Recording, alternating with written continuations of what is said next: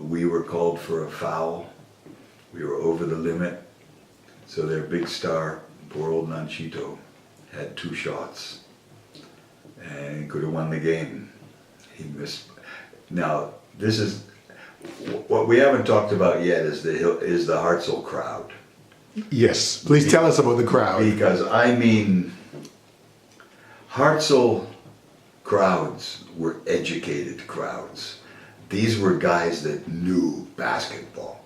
You know, you played anywhere else in the country. I don't care whether it was club or school or whatever.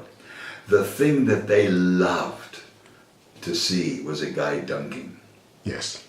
Hartzell crowd, it was the sweet pass. You know, somebody just making that perfect pass up to the other. That's what impressed. And great defense. They admired it and they shouted for it. But these guys also knew how to really make a lot of noise. We would score a basket, and then you'd see all the kids hollering and shouting and making it so that the opposing team couldn't communicate easily to get the ball in. Right. And they were making so much noise so that then, because they couldn't get it in, we'd steal the ball again and score again. Yeah, it was that kind of thing. So yeah, they did their thing with poor old Nanchito, tried to score his 2 shots, and they were, you know, and he missed both of them. And we had again won the provincial championship there. It was, yeah, that was a game. It was the first game, the only game I think I can ever remember where I actually had the crowd carrying me off the court. I remember I was there. I was a junior, but I remember that game. It's the most memorable game I've ever seen at Hartzell ever. You know. I agree. For me, it's also the most memorable. Where, yeah, it was amazing. And it seems, you know, it seems around that time the team. The style of play became more guard dominated, because before then you always had the big guys. Yeah. But now it seemed like, you know, with Munyarazi Nyananda, Farai Chizungu, the Chenji Chambaras, you know, after that I think Tendai Chidaonyika, then I think a stream behind me, the Muganiwa twins. Seemed like the style of basketball started to just gradually change to become more guard-oriented. Is that your perspective? Yeah, because what happened in that game was we had 2 units, and we just played super hard, full court, right from the first second right through to the end. But it would be full court press and full court man-to-man. And we had a man-to-man unit, and we had a press unit.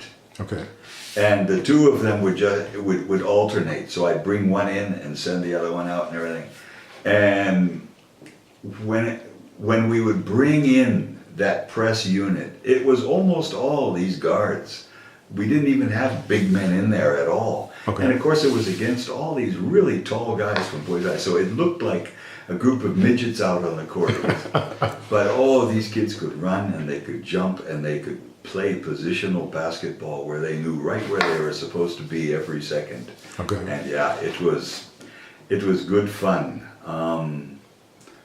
I'm trying to remember exactly which one it was, because I remember the big play where they had passed the ball down and we were standing on the sideline there, and right in front of us, one of our guys now who was playing the full court press, they threw the long pass, and this guy just came flying up, leaping in front of this guy much bigger than him, stole the ball, came down with it, and we went down and scored, and that was where we got a point ahead. Wow. And I mean, yeah, I've never... Hartzell crowds knew how to cheer, and boy, they really cheered in that one. They really let it go. In fact, what's interesting is one of the more memorable games I had was a few years after that. Marist brothers now qualified for the provincial championship, and they had gone to the nationals the year before and been beaten, even though they dominated Manicaland, they were beaten at the Nationals pretty badly. Okay. And Mr. Muzawazi, who was the headmaster there, came and said, look, can't you just coach these guys? We'll bring them in. And I was at Hillcrest by that time. Can't you bring them over there and just do some coaching of them now that they've qualified for the Nationals? Right. So I said, yeah, sure, we'll do that. So we did it. The Nationals were held at Hartzell. And because Hartzell was not in the competition, the whole crowd then was supporting Marist. Right. And it was a very interesting situation because you could hardly blame Marist for the behavior of the crowd. So what they did, what I had shown Marist how to do is to run that full court press. And they were very athletic and very good at it. They were down by 16 points in the fourth quarter of the game. And they went into that press, and I just said, now it's got to work now. This is it. It's got to happen. They stole a ball, put it in the basket. And now the trick to going against a full court press very often is get the ball in quickly before they can set up and get gone down. Right. Our crowd now, the Hartzell crowd, who of course were unbiased, right? Because they were just cheering, ran out on the court cheering and shouting. When they got back off the court, just a few seconds later, the Nyanga Marist defense was completely set up. Boom, they stole the ball, zoom, into the basket. Crowd comes out. I mean, the crowds at that time. I remember when I first moved to Hillcrest, our Hillcrest teams loved to go to Hartzell. Okay. They knew they would get beaten probably, but they loved going there because the crowds were so fantastic. Right. They didn't mind that the crowd was against them. Just having a crowd that was that supportive and Right. that energetic and everything Right. was just really fun to play with. Right. Right. So yeah. Right. I remember when the first time in 1994 we met Crunchy, the big kid from Hillcrest. Yes. For the first time. I think he was in Form 3 at that Yes. time. Yes. Yes. And he came over there to Hartzell to play. And I remember how the poor guy, I mean, He was destroyed. he just was beating up something awful, and he couldn't shoot. Because back then he was playing against Nisbet Matondo, he was playing against Prosper Nyamande, Munyarez Nyananda. I mean, he was playing against some big guys. But it was mainly Nisbet Yes. that just went on him, and he couldn't score, number one, and number two, then he kept fouling. And within 5 minutes in that game, he had fouled out. Wow. He was gone.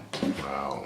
And it just, Guinyanya Majiwa, that's not the that's star another player one. there. Yes, I another one, forgot. yes. So I have a question about the 1993 year.